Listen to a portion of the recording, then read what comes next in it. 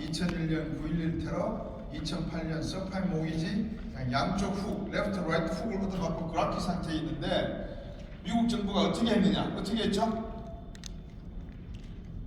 자, 정부와 기업과 가게가 경제 주체인데 이 세 사람 중에서 기업도 비실비실, 가게도 비실비실. 그러면 누가 돈을 풀어야 된다? 누가 돈을 써야 된다? 정부. 그죠? 그래서 여러분 잘 아시는 루즈벨트의 뉴딜 정책도 기억나시죠? 1930년 미국의 대공황이 났을 때 가게도 돈 없어, 기업도 돈 없어. 결국 누가 돈 풀었어요? 정부. 이해되셨습니까? 오늘은 시간이 없어서 제가 다 말씀을 못 드리는데 아베노믹스, 무서운 아베노믹스입니다. 2013년부터 일본은 돈을 무지무지하게 풀었습니다. 우리는 지금 돈을 풀었습니까? 풀었습니까? 우리 대한민국 여러분이 스스로 묻고 답하시죠. 미국이 얼마나 돈을 풀었느냐? 2008년부터 2022년까지 푼 돈이 11조 2천억 달러입니다. 우리나라 1년 GDP가 1조 5천억에서 1조 6천억 달러입니다. 1년 GDP가 세계 10위권 경제가 1년 동안에 총 생산한 부가가치량이 1조 6천억 달러인데 미국 애들이 2008년부터 2022년 14년 동안 푼 돈이 무려 11조 2천억 달러입니다. 자, 그러면 지금 현재에도 이 푼 돈 중에 일부가 미국 가게의 주머니에 조금 남아있겠습니까? 다 써버렸겠습니까? 남아있겠죠? 예, 한 4조 달러 정도 남아있습니다. 그러면 4조 달러 정도 남아있으니까 미국이 소비를 합니까? 소비를 못합니까? 가게가 하죠? 그러면 미국 경제가 경착륙입니까? 연착륙이 가능하다 볼 수 있습니까? 연착륙이 가능하다고 볼 수 있겠죠? 이해되셨어요? 그래서 미국 경제에 대한 지표 이야기들이 나오면 다 좋게 나오는 겁니다. 물론 학자금 융자 다시 내놔라, 기업들에게 코로나 기간 동안에 연장했던 원리금 상환을 갖다가 이제 빨리 시작을 해라, 모든 재정적인 압박이 시작이 되었지만 그래도 어느 정도 미국은 돈을 가지고 있기 때문에 소비로 성장하는 미국 가게와 기업들은 성장이 급격히 둔화되지 않고 어느 정도 지속이 될 수 있는 여력이 있다. 왜? 기축국가이기 때문에. 왜? 20세기 동안의 세계 경제의 패러다임을 주름잡았기 때문에. 왜? 1, 2차 세계대전의 맹주가 되었기 때문에. 그거를 나쁜 말로 표현하면 깡패국가였고 경찰국가였기 때문에 사상적으로 이렇게 집어넣어서 이야기를 하면 그렇다 이 말입니다. 이해되셨죠? 자, 넘어가겠습니다. 시간 관계상. 그러면 2024년에 세계 경제가 좋아질까 나빠질까 지표로 금방 나옵니다. 이거는 앞에서 제가 70% 확률로 미국 연준이 금리를 5.5 이상 올리면 세계 경제 어느 구석에든지 금융위기가 온다라는 말씀을 드렸는데 70% 이거는 100% 확률입니다. 그 100% 확률이 뭐냐? 장기금리 빼기 단기금리입니다. 장기금리는 미국 30년 만기 재무부 채권, 10년 만기 재무부 채권 빼기 3개월짜리, 1년짜리 재무성 채권, 공무성 채권을 금리를 빼면 됩니다. 그게 마이너스가 나왔다 그러면 1년 뒤에는 100% 확률을 가지고 경기가 어떻게 된다? 둔화된다. 경기가 좋을 때는 장기 채권 금리가 올라가요, 단기 채권 금리가 올라가요. 경기가 좋을 때 장기 채권 금리가 올라가잖아요. 그죠? 장기 채권 금리가 올라가요. 경기 좋을 거니까 미리 돈을 갖다가 줄이려고 하지 않고 지금은 금리가 낮아가지고 투자되고 막 이러니까 지금 금리는 낮아요. 근데 미래 금리는 인플레이션 때문에 올려야 되겠지. 그래서 장기 채권 금리가 올라가는데 지금 단기 채권 금리가 장기보다 비싸다는 말은 지금 돈이 제대로 있다 없다? 없다. 돈이 씨가 많았다. 단기 채권이 올라간다. 그러니까 장기 채권 빼기 단기 채권 금리가 마이너스가 나오면 미국 학자들이 연구한 결과에 의하면 100% 확률로 1년 뒤에 경기가 둔화되더라. 그럼 2024년은 경기 팽창 둔화. 미국 경제가 둔화되면 중국 경제, 한국 경제는 성장 둔화. 다시 말하면 삼성이 협력사들에게 오더 안 주면 하청할 물건을 안 주면 그 중소기업은 1년 동안에 배골마여도 아니면 다른 루트를 개척해서 끙끙거리면서 더 잘 살아요. 배우는 거죠. 이해하셨습니까? 국가를 이야기하지만 기업으로 비교하셔도 된다고요. 그러니까 미국이 100억 시작하면 이제 나는 좀 다이어트 좀 해야 되겠네 라고 하면 한국과 중국 같은 데들은 지병이 없더라도 알아서 배가 고프기 시작한다고요. 그런데 더해서 설상가상 중국 경제가 과거에 성장해 오다가 치료하지 않고 급격히 비만해졌다. 고혈압, 당뇨병이 생겨있다. 그러면 어떻게 되겠어요? 그 병을 치료해야 되겠죠. 그 치료하는 과정에 들어가 있어요. 대한민국은 당뇨, 고혈압을 앓고 운동을 열심히 하고 있었는데 통풍이 오기 시작해요. 왜? 옆에 중국 애들이 아프기 시작하니까. 덩달아서 더 뛰어야 되거든요. 그런 식의 경제 구조를 가지고 있기 때문에 원천 기업이 아닌 한국 경제는 과거에는 중국에게 하청을 주기도 했는데 이제는 중국이 하청을 주는 게 아니라 걔들이 스스로 만들어서 다 팔아제껴버리니까 대한민국 경제는 더 힘들어지는 거예요. 더 힘들어질 거예요 앞으로도. 그런 구조입니다. 그래서 이 그래프를 보시면 2024년은 미국 경제는 어렵다. 그럼 한국 경제는 더 어렵다. 더 어렵다. 그럼 미국 경제가 언제쯤 좋아질까? 2025년. 그럼 한국 경제는 언제 좋아질까? 2026년. 1년이 지난 다음에. 여러분이 연못에다가 돌을 탁 던지면 파도가 쭉 번져가서 강원역에 부딪힐 때까지 시간이 걸리잖아요. 그죠? 파장이 미치기까지. 그래서 1년 정도 걸린다고 보시면 한국 경제가 기지개를 켜는 시점은 2026년. 그냥 조건이 똑같다면, 과거와 같이 비슷하다면, 즉 한미관계, 한일관계, 한중관계가 과거의 경기가 좋았을 때와 같이처럼 동일하다면 1년 뒤에 그 조건을 또 받아야 됩니다. 그래서 그러면 미국은 뭐 하고 있느냐? 이게 제 강의 오늘 핵심입니다. 여러분에게 드리고 싶은 메시지입니다. 이 그래프를 보면 제가 1900년부터 해서 2022년까지 다우지수의 연평균 지수를 그린 거예요. 보시면 여러분 J커브라고 들어보셨죠? 주식 투자하는 분들은 J커브 알아요. 주가가 갑자기 폭등해 버리는 거예요. J자처럼. 다우지수가 언제부터 J자 커브를 그렸나요? 이 그래프에서 한번 보세요. 답이 나와 있잖아요. 이 그래프를 보면 다우 30 산업평균지수가 J커브를 그러니까 막 폭발하기 시작한 시작점이 몇 년도예요? 이때죠? 예, 87년, 90년도 때 무슨 일이 있었어요? 블랙만데이가 87년이고, 그러니까 90년부터 무슨 일이 있었냐 이 말이에요. 무슨 일이 있었길래 미국 경제가 이렇게 J커브를 그렸냐 이 말이에요. 90년 연때부터 이렇게 올라갔잖아요. 이렇게. 무슨 일이 있었어요? 87년도에 블랙먼데이 나고 주가가 폭락할 때, 야, 내 주식 투자하는 거 박살났다, 이제 죽었다, 이거 빼야 돼 말아야 돼 고민하고 있지만, 그거는 아주 속 좁은 사람이 세계 경제를 바라보고 자기 돈을 바라본 사람들의 판단. 그렇지만 멀리 내다본 사람들은 뭐 내려갈 일이 있으니까 내려가겠지, 내 기다려보지 뭐 얼마나 지가 오래 가는지라고 버텼다면 그 사람은 대박이 터졌어요. 그죠? 예. 왜 대박이 터졌냐 이거예요. 그러니까. 무슨 일이 있었냐. 제가 누누이 얘기했어요. 크립토 커런시, 암호화폐는 화폐가 절대 아니다.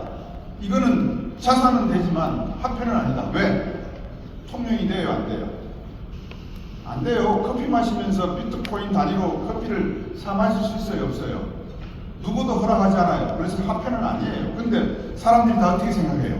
이거에다 투자를 해보면 나중에 이게 뭐가 된다? 금이나 다이아몬드처럼, 부동산처럼 돈이 되지 않을까라고 생각하는 거예요. 그럼 이게 뭐예요? 에셋이에요. 에셋. 자산.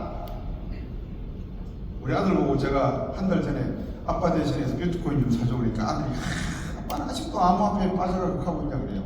근데 무조건 사라 그랬어요. 4만 1,000달러 때 지금 5만 5천이에요. 그러니까 이놈이 저한테 아무 말도 못해요. 무슨 말인지 주기 하라는 말이 아니고 그 개념을 또 설명을 드리려면 시간이 또 다른 강연을 해드려야 되니까 간단하게 표현을 하면 이때 무슨 일이 있었냐 이 말이에요. 1990년에 무슨 일이 있었길래 대체 이 미국 산업이 이렇게 J커브를 그렸냐 이 말이에요. 주가 지수가 저렇게 J커브를 해서 폭등을 했냐 이 말이에요. 네? 인터넷 정답입니다. 인터넷이에요. 네트워크 시대예요. 네트워크 시대. 네트워크 시대가, 네트워크 시대가 하는 것은 망으로 연결된다는 거 아니에요. 지금 여기가 만약에 싱가포르, 여기가 베트남, 저기가 일본, 저 끝에 분이 미국이라 그러면 과거에는 미국의 소식을 들으려면 어떻게 해서 들어요? 나라가서 봐야지 듣지 뭐 어떻게 듣습니까? 연결이 안 돼 있는데. 그렇잖아요. 근데 인터넷 시대가 되니까 어떻게 돼요? 여기 앉아서 컴퓨터를 키면 인터넷망으로 연결된 광 케이블이나 해저 케이블을 통해서 미국의 소식이 전달되잖아요. 그러면 그거를 보려고 그러면 뭐가 있어야 돼요? 퍼스널 컴퓨터가 있어야지 뭐가 있어야 돼요. 퍼스널 컴퓨터가 있으려고 그러면 거기에 퍼스널 컴퓨터를 만드는 데 있어서 가장 중요한 부품이 뭐예요? 반도체잖아요. 이해되셨어요? 그 당시에 세계에서 가장 값싸게 질 좋은 반도체를 만든 국가, 기업 인텔, 마이크론, 텍사스 인스트루먼트, 샤프, 파나소닉, 삼성. 그 경쟁에서 뚫고 살아남은 게 삼성전자예요. 그러니까 1990년에 우리가 반도체 수출을 하면서 1981년도 1인당 국민소득 2,000달러에서 1995년 1인당 국민소득 10,000달러가 돼요. 얼마나 건방을 떨었겠어요. 가뜩이나 졸부근성을 다 갖고 있는 한국 사람들인데 돈 좀 벌었다 이거죠. 까불다가 어떻게 됐어요? 2년 뒤에 박살났죠. 외환위기 두들겨 맞으셨잖아요. 왜? 돈 버는 게 쉽거든. 쉬우니까 어떻게 해요? 금리도 낮거든. 빌려와서 말레이시아, 인도네시아, 태국에 막 투자하는 거예요. 근데 어떻게 됐어요? 일본 경제가 95년도에 자빠졌잖아요.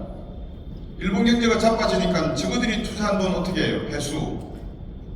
우리가 그걸 어떻게 해요? 우리도 일본한테 빌렸잖아요. 돈을 갚아줘야죠. 그래서 박살난 거예요. 그렇지만 1990년에 미국 경제는 디지털 시대를 열었다. 1989년 베를린 장벽 붕괴, 1990년 독일 통일, 1991년 소련 붕괴, 1992년 한중 수교. 경제적인 상황뿐만 아니라 지정학적인 환경도 지금과 비슷해요. 이란, 이스라엘 하마스 전쟁, 러시아 우크라이나 전쟁, 어쩌고 저쩌고. 경제 아니잖아요, 그죠? 지정학적인 리스크가 존재하잖아요. 근데 그 와중에 경제는 지금 빌빌거리는 것 같은데 미국은 빌빌 안 그래요. 그럼 쟤들은 어디에 와 있나? 저는 여기 있다고 봐요. 여기. 제가 볼 때는 미국은 5년 뒤에요. 이렇게 뛸 거예요. 뭐 때문에? 여러분 들으셨잖아요. 뭐 때문에? AI 때문에. 이제 여러분들이 갖고 계시는 스마트폰이라든지 전화, 다른 문명의 기기들, 마이크로웨이브라든지 세탁기라든지 TV라든지 AI적 기능이 없이는 전자제품으로 인정을 받을 수 있다고 보세요? 못 받아요, 이제는.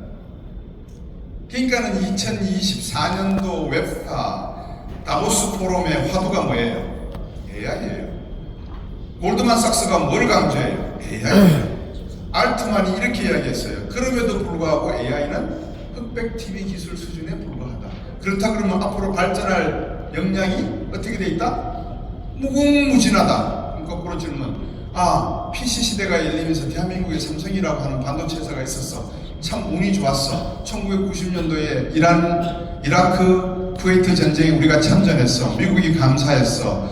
노태우 대통령을 국빈 초청했어. 그래서 미국 IBM, 휴렛패카드 컴퓨터 회사에게 야, 대한민국의 조그마한 나라에서 256K 세계 최초로 개발하고 원메가 디램을 지금 생산할 수 있는 회사가 있단다. 얘들 거 불량률이 30% 되는데도 불구하고 얘들이 우리와 같이 전쟁에 참여해서 그러니까 한번 팔아주는 게 어떻겠어? 정치적인 해결, 정무적인 판단. 근데 그런 기업이 있으니까 가능할 거 아니에요. 질문. 대한민국에서 AI를 할 수 있는 기업이 누가 있어요?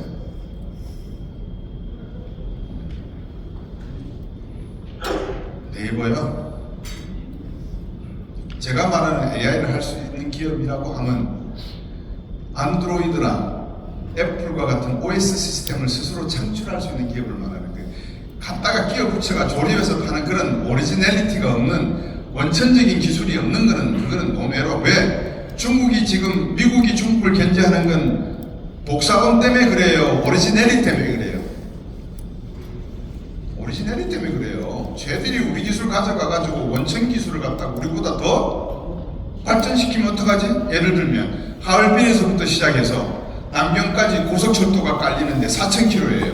그러면 기후 조건이 같아요, 달라요? 이 4,000km마다 달라요. 그럼 고속도로가 주행하면서 끌고 모으는 센서를 통해서 끌고 모으는 그 빅데이터의 양과 크기가 미국과 견줄까요? 못 견져요. 그런 모든 AI적 기능을 중국이 새로운 기술과 협력해서 원천, 오리지널리티를 갖게 되면 미국은 어떻게 돼요? 20세기 동안에 가졌던 모든 선진 기술의 표준화, 룰 세팅, 법안을 제정할 거 아니에요. 글로벌 기준법을. 그런 권한을 뺏겨요, 안 뺏겨요? 그거 뺏기고 나면 그 다음 뭐예요? 돈 뺏기는 거예요. 이해되셨습니까? 그걸 두려워하는 거예요. 근데 그거는 저거들 큰 놈들끼리 싸움에서 노는 거고, 문제 우리 한국 경제예요. 질문이 그거예요. 우리는 뭘 가지고 있죠? AI든지 뭐든 빅데이터든지 뭐 우리는 무슨 오리지널리티를 갖고 있냐 이거예요. 반도체도 우리가 오리지널리티가 아니에요. 겨우 뭐 메모리 반도체 몇 개 생산해가지고 지금 팔아먹고 있으면서 돈 벌고 앉았는데 이 정도로 끙끙거리고 있는 거예요. 근데 엔비디아 주가 얼마나 폭등했어요? 아니 왜 우리나라 주식에 투자를 해요? 그건 멍청한 거지. 저 그래프 보세요. 앞으로 어느 나라 경제가 더 발전한다고요? 미국 경제. 그러면 미국 주식 사지 왜 한국 주식 사요? 왜 삼성전자 주식 사요? 바보죠. 삼성 제가 늘 강의 때마다 말씀드립니다. 10년 안에 망합니다. 삼성 10년 안에 망해요. 아니 뭐가 있는데 지가 핸드폰 만드는 것밖에 뭐 있는데 노키아는 예? 없어요. 삼성이 너희한테도 깨졌어요. 심지어 SK한테도 깨졌잖아요. 뭐 때문에 HBM3를 갖다가 늦게 만들어냈잖아요. 끝났다니까요, 삼성은. 여러분 기대하지 마십시오. 대한민국 경제의 가장 절박함은 지금까지 PC 시대가 시작됐을 때 우리가 어떻게 해서 호랑이 등을 타고 달려왔는지에 대한 그 호랑이 등이 무엇인지를 모르는 것과 적어도 한 기술을 개발을 하려면 원천 기술이 아니더라도 호랑이가 달리는 스피드를 따라가려면 어떤 고삐를 지어야 되는지에 대한 개념이 없는 경제예요. 이 경제가. 삼성이 몇 년 투자했어요? 반도체 10년 했어요. 1983년도에 공식 선언했지만 1978년도에 한미 반도체를 시작했단 말이에요. 사가지고 한 기업이 적어도 세계 글로벌 리더가 되려 그러면 한 분야에 몇 년을 연구하고 기술 개발해야 된다? 10년. 여러분 아까 10년 주기라 그러셨잖아요. 예? 10년이 뭐 있어요? 배터리? 웃긴 소리 하지 마세요. 배터리 기술이 대한민국이 최고예요? 중국이 더 좋아요. 여러분 아시잖아요. 전기자동차 우리는 충전하잖아요. 중국은 어떻게 해요?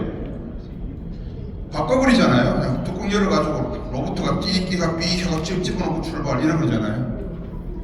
그런 아이디어를 낼 수 있는 경제는 어떤 경제? 오리지널리티를 갖고 있는 경제만이 그런 아이디어를 내는 거예요. 근데 대한민국이 있어요? 없어요? 없어요. 없어요. 지금 대한민국은 위기예요. 제가 볼 때는 절대절명의 위기예요. 기술 다 뺏겼어요. 중국한테. 예?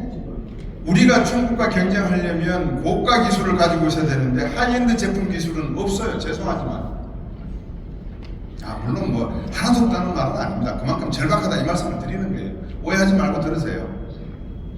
그러면 뭘 해야 돼요? 기술은 어디서 나온다? 기술은 어디서 나와요? 사람 머리에서 나오죠. 사람 머리는 무엇으로 의해서 트레이닝 돼요? 교육과 투자죠. 근데 그 교육과 투자가 어디로 가는 거예요? 의과대학교로 가는 거예요. 네? AI는 발로 합니까? 이게 위기라는 말씀이에요. 그러면 리더는 무엇을 해야 되는가? 이런 그래프를 보여드리면서 우리가 지금부터라도 늦었어요. 이미 늦었어요. 지금 시대는 빛의 속도로 가는 시대입니다. 초속 300km, 30만 킬로인가요? 30만 킬로미터로 달리는 그런 시대에 살고 있는데 이제 투자하기 시작해서 뭐 하겠다? 똥 끼는 소리 하지 마십시오. 일본의 광가속기가 몇 개 있는 줄 아세요? 방사능 광가속기가? 55개. 우리나라 몇 개 있어요? 2개 있어요. 광가속기가 뭔지 아세요? 핵을 주변으로 돌고 있는 전자가 부딪혔을 때 내는 빛이에요. 이게 전기장을 뚫고 나갈 때 내는 빛이에요. 빛이 밝으면 밝을수록 세밀하게 본다, 세밀하게 못 본다. 세밀하게 본다. 그러면 앞으로 나노 기술을 개발하고 초극 미세 기술을 개발하려면 뭐가 있어야 된다? 방사능 가속기 기술, 현미경이 있어야 돼.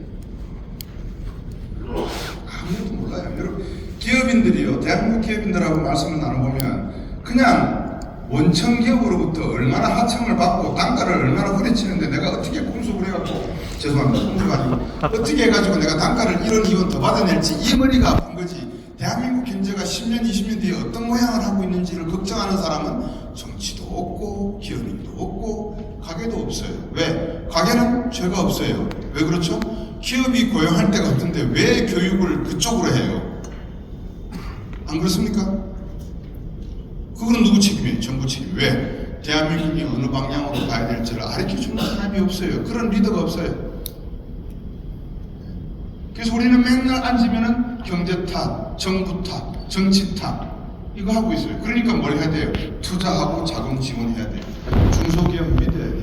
중소기업을 육성을 해야 돼요. 마치 뭐처럼? 대기업 육성하는 것처럼. 언제? 1960년부터 1980년까지 20년 동안 대기업 밀어주니까 이렇게 된 거예요. 여러분에게 만약에 중소기업을 갖다가 20년 동안 밀어준다고 생각해요. 1972년 8.3 조치 아세요? 사초 동결 조치. 1982년 1차 올쇼크가 터지니까 대기업들이 죽겠다고 나다빠지니까 박정희 대통령한테 가서 사채 문제 좀 해결해 주십시오. 그러니까 박정희 대통령이 문제 많겠네. 금리가 높아서. 자, 8월 3일부터 금리 2% 받으려면 받고 말라면 말고, 그리고 5년 내에 모든 사채는 없던 걸로 해버린다. 사채 동결 조치예요. 8.3 사채 동결 조치. 누구를 위한 거예요? 중소기업을 위한 거예요? 대기업을 위한 거예요? 대기업. 그렇게 큰 기업들이 지금 대기업이에요. 그러면 그런 대기업에게 기업가 정신이 있다 없다? 있겠죠. 있겠죠. 그럼 중소기업에게는, 중견기업에게는 어떤 혜택을 줬나요? 가격 후려치기, 눈 감아주고, 기술 빼가도 눈 감아주고. 지금부터는 대한민국 그런 가지고는 힘들다. 자, 그래서 지금 미국 경제는 상당히 구름이 잔뜩 끼어 있는 모습이지만 저 구름 밑으로 내려가면 그래도 괜찮다. 저는 미국이 2025년부터는 AI 기술을 중심으로 한 빅데이터 기술을 통해서 새로운 기술의 장을 열 것이다. 저는 그렇게 보고 있습니다. 이 기술이 모두 모아지는 산업이 무슨 산업? AI는 인프라고요.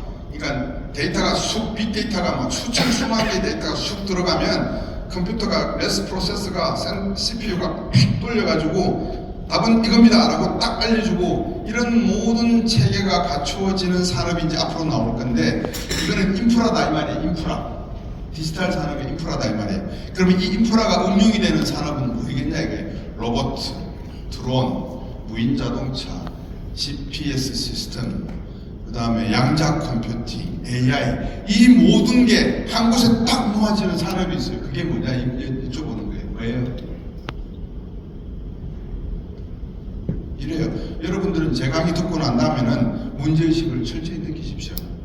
제가 그게 느끼는 보람입니다. 우주항공산업입니다. 우주항공산업 안에 방금 말씀드린 모든 기술이 다 집적되어 있습니다. 달나라에 사람이 갑니까? 로봇가 움직입니까? 로봇가. 달나라에 도착한 로봇가 펴는 게, 제일 먼저 펴는 게 뭡니까? 태양광 전지, 배터리 기술. 그러면 걔들이 데이터를 모아서 전송하는, 판단하고 전송하는 건 뭡니까? AI. 이해되셨어요? 그 작업을 누가 해요? 에론 머스크. 에론 머스크가 한다고요. 네. 인류의 꿈은 뭐냐? 그 친구는 화성으로 가는 거예요. 황당한 꿈이죠. 야, 그 돈이 얼마나 드는데 화성을 가려고 그랬지? 지구상, 물론 그렇지만 앞으로 3년 뒤, 4년 뒤의 일을 누가 합니까? 그러나 그 사람이 시작을 했다는 거예요. 해도 않은 일을 시작을 했음에도 불구하고 미국의 많은 투자가들이 돈을 집어넣고 있는 거예요. 우리나라 같으면 그 돈 넣겠습니까? 우리나라 기업가들? 제가 재밌는 비유 하나 해드릴까요? 2달 전에 월스트리트저널에 뉴햄프셔에서부터 벌티모어까지 고속도로가 135번이에요. 출구 133번에서 145번에 이르는 10마일 거리에 있는 반경 한 10마일, 그러니까 10마일 거리에 10마일 원에 있는 그 농장에 뭘 재배하고 있었는지 아세요 혹시? 마리화나를 재배하고 있었어요. 합법일까요? 불법일까요? 합법이에요. 미국의 일부 주마다 틀리는데 합법인 주가 있고 불법인 주가 있어요. 판매만 가능한 주가 있고 재배만 가능한 주가 있고, 얘들은 판매 재배가 가능해요. 그래서 거기서 판매하고 재배하고 판매했어요. 합법적으로. 한국 기업에게 야 삼성이 저쪽에 가서 합법인 그 농장에 가서 마리아나 재배해서 미국 청소년들한테 마리아나 뿌리자, 그러면 우리나라 삼성이 그걸 할까요? 안 할까요? 우리 삼성이라기 죄송합니다. 우리나라 기업인이 할까요? 안 할까요? 안 해요. 그런 부도덕한 짓을 왜 하느냐. 근데 체포를 했어요. 그 농장주들을. 왜? 회계보고도 안 하고 세무보고도 안 하고 하니까 미국이 깜짝 놀라고 얘들 뭐야 하고 체포를 다 했어요. 체포하고 나니까 100% 국적이 될 것 같아요. 중국이에요. 중국이. 이해가 되세요? 루즈벨트 대통령 가문이 뭘 팔아서 부자가 된 줄 아세요? 아편. 네? 아편. 윈스터 가문이 뭘 팔아서 부자가 된 줄 아세요? 청나라 국민들한테? 담배. 불법이니까 다 어떻게 했어요? 압력을 넣어서 합법화. 그걸 가지고 싸운 게 뭐예요? 아편 전쟁이에요. 다시 말하면 불법도 합법으로 만드는 것보다 국가의 힘이다. 그거를 이념적 잣대로 딱 놓고 보면 깡패고 제국주의다 이렇게 이야기하는 거예요. 근데 힘이 있으면 다 하는 거예요. 부도덕합니까? 아니 내가 법을 갖다가 뜯어 고쳐가지고 합법으로 만들어서 내가 했어. 오해하지 마십시오. 제가 물리적 해석하는 걸 잘 이해를 하십시오. 방금 제가 힘을 가지고 있어서 동네 사람들 제압하고 내 멋대로 하겠다라고 법을 만들어서 통과시키고 난 다음에 처리를 했어요. 합법이에요? 불법이에요? 그것만 놓고 보면 합법이잖아요. 근데 도덕적이에요? 반도덕적이에요? 반도덕적이죠. 그러면 뭐가 일어나요? 보이스가 일어나요. 보이스가 뭐예요? 저항. 뭐 때문에? 출구, 엑싯을 찾아서 저놈 밑에서 내가 더 이상 못 살겠다. 예? 그래서 우리가 그런 경계선을 잘 이해를 해야 됩니다. 대한민국이 유교 문화의 국가라는 건 이해를 하지만 지나친 도덕도 지나친 윤리도 사실은 우리가 너무 강조의 부분도 있다. 그래서 기업가 정신을 잘 이해를 못한다. 슈페터가 맨날 창조적 파괴가 기업가 정신이다 그러니까 여러분 슈페터 창조적 파괴 기업가 정신 5개가 있어요. 뭔지 아세요? 생산 공정의 혁신, 원자재의 혁신, 상품의 혁신, 조직의 혁신, 프로세스의 혁신. 이 5가지가 창조적 파괴에서 말하는 혁신이에요. 이거 잘 모르시잖아요. 그죠? 자, 그 다음에 중국 거. 이게 뭐냐면 1972년에 주울레하고 헨리 키신저하고 회담이 비밀문건 해제된 거예요. 제가 웹사이트에서 비밀문건 해제된 거를 이렇게 복사해서 나온 거예요. 72년도에 79년도에 미국과 중국이 국교 수교를 했는데 72년도 비밀 해제된 문건 안에 키신저와 닉슨이 중국을 방문해서 오대통과 주울레를 만났을 때 주울레가 키신저한테 질문을 해요. 야, 이제 앞으로 우리가 멀지 않아 국교를 수립해야 될 건데 첫 번째 질문이 무엇일까요? 예? 어떤 거라고요? 난 대만은 들어갈 거예요. 두 번째 질문이 무엇일 것 같아요? 일본 쟤들 제국주의인데 쟤들이 만약에 한반도의 진도에 들어오면 진군에 오겠다 그러면 어떡할 거예요? 72년도 이야기입니다. 세 번째 질문이 뭘까요? 남북한 문제 어떡할까요? 이 3가지를 물어요. 그 내용이 잘 있어요. 제가 지어냈는데 다시 말하면 중국에게는 제일 조건이 뭐다? 대만에 대한 통일 문제. 한중 수교할 때 제일 첫 번째 질문이 뭐였을 것 같아요? 우리 한국 정부에게 중국 정부가 물었던 첫 번째 조건. 한중 수교가 어떻게 일어났는지 아세요? 역사적 배경도 모르시죠? 1983년인가 민안개온 거 아시죠? 납치돼서 해결했어요. 85년도에 세해상으로 중국 해군을 죽이고 우리 쪽으로 귀향을 해요. 그 문제를 원만히 해결을 했어요. 왜? 83년도에 회담을 해본 경험이 생겼으니까 중국과 그 당시 중공과 네트워크가 만들어진 거예요. 그래서 80년도 아시안게임 참석, 88년 서울올림픽 참가, 그러다가 90년 소련 붕괴, 베를린 장벽, 붕괴, 독일 통일, 91년도 한소 수교, 92년 한중 수교예요. 이해되셨습니까? 그 역사예요. 자, 중국은 무조건 그렇다. 두 번째, 중국의 성장률을 보세요. 영종도에서 비행기 딱 띄워가지고 1시간 안에 갈 수 있는 도시 중에서 인구 100만 이상의 도시가 몇 개인 줄 아세요? 47개가 조금 넘습니다. 제가 47개까지 잘했거든요. 네, 47개는 넘는다 이렇게 보시면 돼요.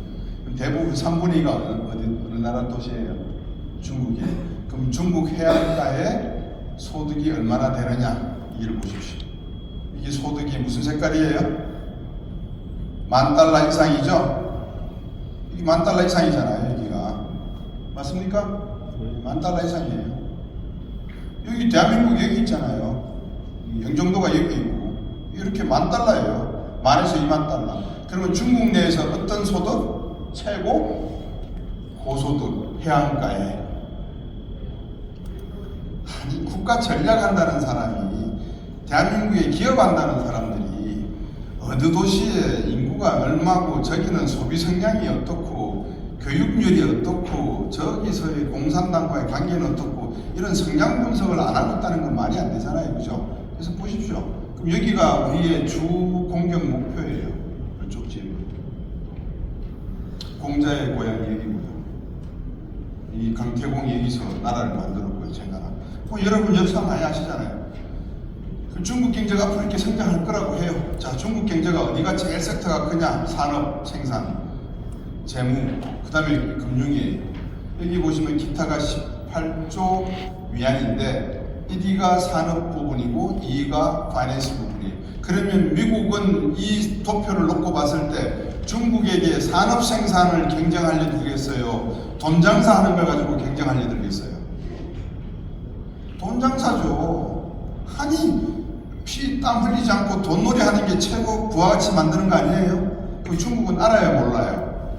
알죠. 그러니까 뭘 안 해요?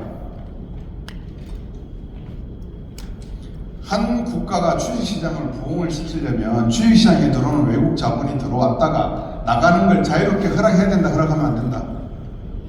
허락해야 되잖아요. 그래야 돈이 왔다 갔다 하죠. 중국은 허락해야 안 해요. 중국에 투자해서 돈 벌었다, 돈 빼올 수 있어요, 없어요?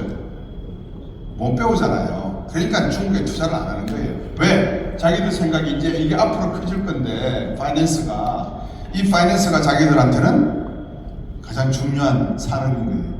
미국은 이거를 뚫으려고 그러고 중국은 이거 방어하려고 그러고 삼성생명이 중국에서 영업합니까? 못합니까? 생명보험 팔아요? 못 팔아요? 못 팔잖아요. 자, 중국입니다. 대만 문제 말씀을 드렸으니까 넘어갈게요.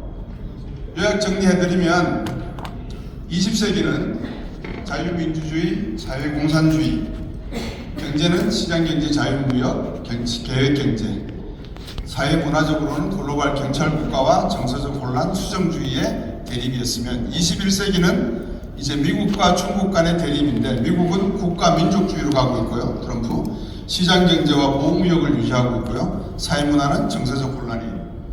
미국도 보면 결국 이 문제가 가장 커요. 정서적 혼란 문제로. 중국은요, 정치적으로는 사회공산주의, 경제적으로는 혼합경제. 2010년도에 월드 트레이드 오가니제이션에 가입했습니다. 사회문화적으로 정서적 혼란과 교조주의와 수정주의가 지금 교차되고 있는 그런 시점입니다.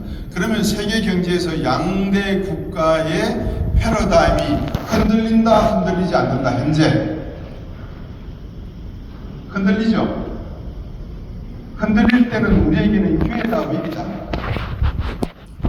왜 기회죠? 여러분, 누가 나한테, 내가 지금 이 지방의 맹주인데 누가 나한테 도전을 해와요. 만만치 않은 애가. 그러면 저는 무엇을 생각할까요? 내 혼자 전말을 못 지를까? 아니면 내가 동맹을 맺어가지고 내 주변에 친구를 많이 만들까 고민하지 않겠어요? 네? 그게 기회다 이 말입니다. 근데 이 바보 같은 나라가 반도체 일본한테 다시 뺏기고 있고요. 예? 우리가 환율 조작국 감시 대상국인 건 아시죠? 일본은 150엔대로 떨어졌는데도 환율 조작 감시 대상국이에요? 아니에요? 아니에요. 미국이 그냥 가만히 놔두고 있어요. 그러다가 TSMC 보고 저기 일본 가서 투자하라고 그러잖아요. 투자했어요. 이미 공장 다 지었어요. 그럼 일본은 반도체의 부활을 꿈꿔요. 일본 반도체를 언제 눌렀죠? 미국이? 다 잊어버리셨죠? 1985년도 한미일 반도체 1차 협정, 1996년도 2차 협정을 통해서 일본에서 반도체를 생산하지 못하게 했어요. 왜? 얘들이 만만치 않거든. 자, 20세기 뉴음은 저는 이렇게 봅니다. 패권, 주도권, 각자 도생, 문명전환. 뭘까? 정치는 모든 문제 해결 방법이 정치에 있습니다. 좋건 싫건 정치가 경제, 사회, 문화 모든 문제의 해결의 열쇠입니다. 지금 현재 동맹의 해체 이야기가 트럼프가 나오고 있고요. 극단주의, 각자 도생, 적대적 공존, 사회적 분열, 포퓰리즘, 진영 다툼, 이게 정치가 보여주는 모습입니다. 모든 문제의 열쇠가 이렇게 혼란스럽고 복잡스럽고 불확실하니 경제, 사회, 문화는 안정적이다, 불안정적이다? 불안정적이다. 넘어가겠습니다. 자, 대한민국. 제가 2009년도에 쓴 책입니다. 경제 독법. 경제를 어떻게 5분 안에 정의하겠습니다. 경제를 어떻게 읽어야 되느냐? 하도 언론사와 경제 기자들이 쓰는 기사 내용이 엉터리 같아서 경제를 읽는 방법, 제가 경제 독법을 썼고요. 세계 경제 판이 바뀐다 2011년도, 한국 경제 판다시 자라 2011년도에 쓴 책입니다. 아직도 유효합니다. 이 책이 내용이. 제가 보니까 사보시라는 겁니다. 이게 지금 대한민국의 경제 성장률입니다. 이렇게 지금 떨어지고 있는, 고개를 숙였습니다. 이게 이렇게 추락을 할지 다시 반등할지는 확률적으로는 추락할 확률이 더 높습니다. 자, 왜 새로운 10년을 준비해야 되느냐? 87년 체제, 정치적으로, 그 다음에 1997년 체제, 이 두 개의 정치 경제적 체제가 부딪힙니다. 87년 체제는 정치 체제고요, 97년 체제는 경제 체제입니다. 97년 외환위기가 나던 당시의 경제적 산업적 구조에서 한 발자국도 진화하지 못한 사람. 김우중이라는 사람은 대단한 사람입니다. 1967년 대우 시럽을 만들었습니다. 대한민국에서 최초로 해외지사 만든 사람입니다. 벤처입니다. 벤처. 그다음 요즘으로 말하면 그 벤처가 1999년에 외환위기 때 죽습니다. 정치적 판단에 의해서. 물론 분식회계 해고, 부실기업도 않고 여러 가지 확장 과정에서 부실한 거 많았습니다. 그러나 때때로 정부가 필요해서 그렇게 시킨 거 아니에요? 그 벤처기업이 1990년에 무너지면서 대한민국은 벤처 한다면 사기꾼 소리 됐습니다. 87년 체제, 정치 체제입니다. 아직도 이 87년 민주화 이후에 대한민국의 정치 체제를 업그레이드 시켜보지를 못하고 있다. 저는 그렇게 생각하고요. 쭉 넘어갔습니다. 이건 다 여러분들 다 아시는 거라서 지금 현재 경제 상황만 말씀을 드릴게요. 여러분 부동산 좋아하시니까 이것도 내놓아갈게. 지금 돈 한 푼 안 쓰고 내가 벌어들이는 소득을 꼬박꼬박 저축하면 서울에 있는 집 약 7억 원 하는 집을 살려면 몇 년 걸리느냐? 10.8년 걸립니다. 11년 걸립니다. 부동산. 여러분들이 전부 다 부동산 좋아하시니까. 자, 그런데 왜 제가 부동산을 말씀드려요? 1990년도에 대한민국에서 제일 못 사는 사람 10%, 대한민국에서 제일 잘 사는 10%, 소득을 비교하니까 얼마 차이 나요? 200만 원 차이 납니다. 지금 몇만 원 차이 나요? 1000만 원 차이 납니다. 이걸 뭐라 그런다? 양극화, 노인 빈곤, 노인 자살률 증가, 출산율 감소. 왜? 잘 사는 사람들 상위 10%는 이미 굳혀졌다. 앞으로 굳혀질 가능성이 많다. 굳혀졌다. 내가 이렇게 어떻게 살아? 우리 애들이 앞으로 이렇게 어떻게 살아? 애 안 낳아? 결혼 안 해? 양극화와 출산율의 문제를 한은상환 현대경제연구원 원장께서 아주 잘 보여주신 그래프입니다. 이거는 자산의 규모예요. 제일 못 사는 하위 10%는 자산이 없어요. 그래서 이 사람들은 데이터가 없어갖고 고담 잘 사는 사람 10% 자산하고 상위 10%의 자산을 비교하니까 몇 배? 2014년도 50배에서 2022년도 몇 배? 65배. 다시 말하면 제일 못 사는, 그 다음 못 사는 사람들이 가지고 있는 자산을 1이라 그러면 제일 잘 사는 10%의 자산은 몇 배? 67배. 그러니까 의사하려고 그러죠. 자, 그래서 제가 이제 시나리오를 만들었습니다. 제가 최근에 쓴 책에, 이 책이 2023년 7월 달에 제가 집필을 시작해서 8월 달에 원고 탈고해서 9월 달에 나온 책이에요. 그러니까 전망이 틀린 부분도 있겠지만 신기하게도 지금과 맞아요. 그렇죠? 대부분의 경제 전망이 1년짜리 전망을 많이 하시길래 제가 2024년, 28년 5년짜리 전망을 했어요. 그게 5년짜리 전망이고 그 다음 나오는 게 1년짜리 전망이에요. 올해 전망이에요. 그래서 5년짜리 전망을 놓고 보시면 시나리오 2번이 기본 시나리오예요. 여기에 보면 내가 만약에 경제 전문가라면, 경제 정책하는 사람이라면 금리는 3.5에서 4.0 지금 금리 그대로 가져가고 왜? 정리할 때까지 기다리겠다는 거예요. 정리할 때까지 우리나라 경제가. 그 다음에 여기 보시면 두 번째 시나리오에 보시면 환율, 대미 달러 환율은 1180원에서 2250원 5년 평균입니다. 5년 평균. 그 다음에 여기 보시면 엔화 환율은 1000원에서 1100원, 주가지수는 3000에서 3300, 5년입니다. 5년. 그런데 2024년 올해는 전망 기준 시나리오가 10번입니다. 여기에 보시면 대미 달러 환율 1250원에서 1320원, 대미 엔화 환율 1000원에서 1100원, 주가 지수는 2200에서 2500, 경제 성장률 0.7 이렇게 해놨습니다. 그리고 미 연준이 금리를 몇 번 올리니까 그 시나리오에 저는 올해 한 번 올린다고 해놨어요. 작년에. 근데 지금 3번 올린다는 말이 있는데 어제 월수익전선에서 다시 금리 한 번 정도 올리는 것도 가능하겠다. 또 일자가 나와요. 어쨌든 경제는 모르는 거니까 간단하게 말하면 미국 경제는 어떻게 간다? 빨리 간다? 천천히 간다? 천천히 간다. 경기 회복 속도가 빠르다? 느리다? 느리다. 느리는 와중에 한 번 J커브 그리면 걷잡을 수 없다.